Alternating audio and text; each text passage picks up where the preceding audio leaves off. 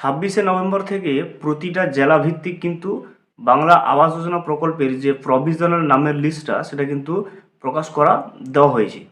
এবং আমরা আগেই জানিয়েছিলাম যে বাংলা আবাস যোজনা প্রকল্পের যে প্রভিশনাল লিস্টটা সেটা প্রকাশ হওয়ার পরেই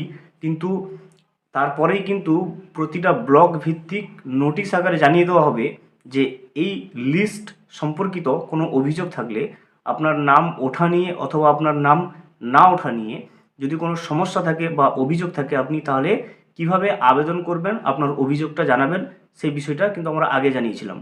তা সেই নোটিশটা এখন কিন্তু প্রত্যেকটা ব্লক ভিত্তিক নোটিশগুলো চলে আসা আরম্ভ হয়ে গেছে, অর্থাৎ প্রত্যেকটা ব্লকে কিন্তু সেই অভিযোগের নোটিশগুলো কিন্তু টাঙানো ইতিমধ্যে শুরু হয়ে গেছে। সেরকম একটা নোটিশ কিন্তু আমরা আজকের এই ভিডিওতে দেখে নেব সেই নোটিশে কি বলছে এবং অভিযোগ আপনি কিভাবে জানাবেন এবং অভিযোগ যে আপনি আবেদন ফর্মে জানাবেন সেই আবেদনের ফর্মটা কেমন হবে সেই সমস্ত বিষয়টা কিন্তু আমরা আজকের এই ভিডিওতে ক্লিয়ারভাবে জেনে নেব। ভিডিওটি শুরু করার আগে ছোট্ট একটা অনুরোধ, যদি চ্যানেলে নতুন হয়ে থাকেন অবশ্যই চ্যানেলটা সাবস্ক্রাইব করে রাখবেন এবং নোটিফিকেশনটা অল করে রাখবেন এই ধরনের সমস্ত আপডেট সবার আগে পাওয়ার জন্য। ভিডিওটি স্কিপ না করে সম্পূর্ণভাবে দেখুন, খুবই ইনফরমেটিভ একটা ভিডিও কিন্তু হতে চলেছে। তো আমরা প্রথমেই দেখে নেব যে ব্লক ভিত্তিক অভিযোগের যে নোটিশটা প্রভিশনাল নাম লিস্টে, বাংলা আবাস যোজনার প্রভিশনাল নাম লিস্টে নাম না উঠলে তারা কিভাবে তাদের অভিযোগগুলো জানাবেন সেই সংক্রান্ত কিন্তু প্রতিটা ব্লক ভিত্তিক নোটিশ কিন্তু ইতিমধ্যে শুরু হয়ে গেছে টাঙানোটা। সেই রকম নোটিশটা প্রথমে আমরা দেখব, তারপরে দেখে নেব যে আবেদন ফর্মটা সেটা কীরকম হবে যেটার মাধ্যমে আপনি আপনার অভিযোগটা কিন্তু জানাতে পারবেন। চলুন দেরি না করে আমরা স্ক্রিনে গিয়ে সরাসরি দেখে নেই নোটিশটা। এই মুহূর্তে স্ক্রিনে আপনি যে নোটিশটা দেখছেন সেটা কিন্তু বেলডাঙ্গা 2 ব্লক অফিসের কিন্তু নোটিশটা এখানে দেখবেন। এত দ্বারা বেলডাঙ্গা 2 পঞ্চায়েত সমিতির অন্তর্গত 11টি গ্রাম পঞ্চায়েত এলাকার জনগণকে জানানো যাচ্ছে যে আজ অর্থাৎ 26/11/2024 তারিখে রুরাল হাউজিং প্রকল্পে উপভোক্তাগণের প্রাথমিক তালিকা কিন্তু প্রকাশ করা হয়। দেখতে পাচ্ছেন 26 নভেম্বর 2024 থেকে কিন্তু যে রুরাল হাউজিং প্রকল্পের যে উপভোক্তাগণের যে প্রাথমিক তালিকাটা প্রভিশনাল লিস্টটা সেটা কিন্তু প্রকাশ করে দেওয়া হয়েছে। এছাড়া পরবর্তী পর্যায়ে সংযোজিত তালিকা কিন্তু প্রকাশ করা হবে। তাহলে যে লিস্টটা প্রকাশিত হয়েছে সেটা কিন্তু ফাইনাল লিস্ট নয়, সেটা কিন্তু প্রভিশনাল লিস্ট। এর পরেও একটা লিস্ট বেরোবে, সেটা হচ্ছে সেই লিস্টে কিন্তু আরও কিছু সংযোজন করা হবে নাম। প্রকাশিত তালিকায় কোনো উপভোক্তা সম্পর্কে কোনো ব্যক্তিবর্গের কোনো দাবি বা আপত্তি অভিযোগ থাকলে তা লিখিত আকারে আগামী 3/12/24 তারিখের মধ্যে নিম্ন স্বাক্ষরকারীর নিকটে কিন্তু জমা করতে হবে। তাহলে যে নোটিশটা দেওয়ার মূল উদ্দেশ্য হচ্ছে যে প্রভিশনাল লিস্টটা বা বাড়ি তৈরির যে সার্ভের যে লিস্টটা বেরিয়েছে সেই লিস্ট সম্পর্কে কোনো আপত্তি কোনো অভিযোগ থাকলে আপনি কিন্তু লিখিত আকারে আপনাকে কিন্তু এই ব্লক অফিসে কিন্তু জমা করতে হবে নিচে স্বাক্ষরকারী ব্যক্তির কাছে।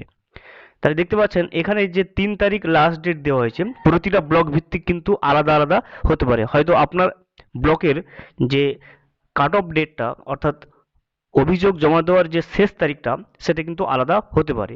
তো আপনারও ব্লক অফিসে খবর নিন, অবশ্যই কিন্তু অভিযোগ জানানোর জন্য নোটিশ এভাবে টাঙানো হয়ে গেছে। তো সেই ডেটের আপনার যদি কোনো অভিযোগ থাকে প্রভিশনাল লিস্টটা নিয়ে বা সার্ভের নামের লিস্টটা নিয়ে, তাহলে আপনিও কিন্তু এইভাবে আপনার লিখিতভাবে আপনি কিন্তু আপনার ব্লক অফিসে জমা করতে পারবেন। এবারে আমরা দেখে নেব যে কিভাবে আবেদন ফর্মটা কীরকম হবে, যেখানে আপনি ওই আবেদন ফর্মটাকে ইউজ করে আপনি কিন্তু আপনার অভিযোগটা কিন্তু ব্লক অফিসে জমা করতে পারবেন। এখন কিন্তু আমরা সেই আবেদন ফরম্যাটটা সেটা কিন্তু দেখে নেব। বাড়ির লিস্ট সম্পর্কিত কোনো সমস্যা থাকলে বা কোনো অভিযোগ থাকলে আপনি এইভাবে কিন্তু যে অ্যাপ্লিকেশন ফরম্যাটটা এখন স্ক্রিনে দেখবেন সেই ফর্ম কিন্তু ইউজ করে আপনি আপনার ব্লক অফিসে আপনার অভিযোগটা কিন্তু জানাতে পারবেন।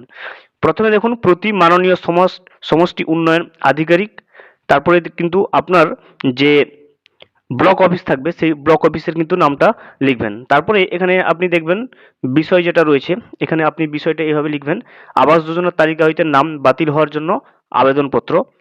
অথবা আবাস যোজনায় আপনার যদি আলাদা কোনো সমস্যা থাকে যে নাম না উঠলে আপনার সেই সংক্রান্ত কোনো রকম সমস্যা থাকলে আপনি কিন্তু বিষয়টিতে এভাবে লিখে দেবেন। তারপর দেখুন মহাশয় বিনীত নিবেদন এই যে আমি, তো আমির পরে যে ফাঁকাটা থাকবে সেখানে কিন্তু আপনার নামটা লিখবেন এবং তারপরে পিতা বা স্বামী যেটা হবে সেইভাবে আপনি যদি ছেলে হয়ে থাকেন আপনার পিতার নাম লিখবেন, আপনি যদি মেয়ে হয়ে থাকেন অবশ্যই আপনার স্বামীর নামটা লিখবেন। তারপরে স্বামী লিখে কিন্তু আপনার ব্লকের অন্তর্গত অন্তর্গত পরে দেখুন একটা ফাঁকা থাকবে, তো আপনি সেই ফাঁকা জায়গাটাই কিন্তু আপনার যে গ্রামের নামটা সেটা লিখবেন, গ্রাম পঞ্চায়েতের এবং অমুক গ্রামের, এখানে আপনার গ্রাম পঞ্চায়েতের নাম লিখবেন এবং এখানে আপনার কিন্তু গ্রামের নামটা লিখবেন। একজন স্থায়ী বাসিন্দা, আবাস যোজনার তালিকায় আপনার নাম আছে, আমার নাম আছে এবং আইডি নম্বর, এখানে আপনার আইডি নম্বরটা বসিয়ে দেবেন। যখন আপনার বাড়ি সার্ভে করার জন্য গিয়েছিল আপনাকে অবশ্যই একটা স্লিপ দিয়ে থাকবে, তো সেই স্লিপে কিন্তু সিস্টেম জেনারেটেড আইডিটা আপনি পেয়ে যাবেন।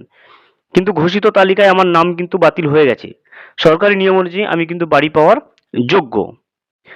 অতএব মহাশয় বিনীত নিবেদন, পুনরায় সমীক্ষার মাধ্যমে আমাকে আবাস যোজনার বাড়ি প্রদানে কিন্তু বাধিত করবেন, নমস্কারান্তে। এবং তারপরে কিন্তু আপনি এখানে আপনার স্থান লিখবেন, এখানে তারিখ, এবং এখানে কিন্তু আপনার একটা সিগনেচার করে আপনার যে স্থানীয় বিডিও অফিস রয়েছে সেখানে কিন্তু জমা করবেন।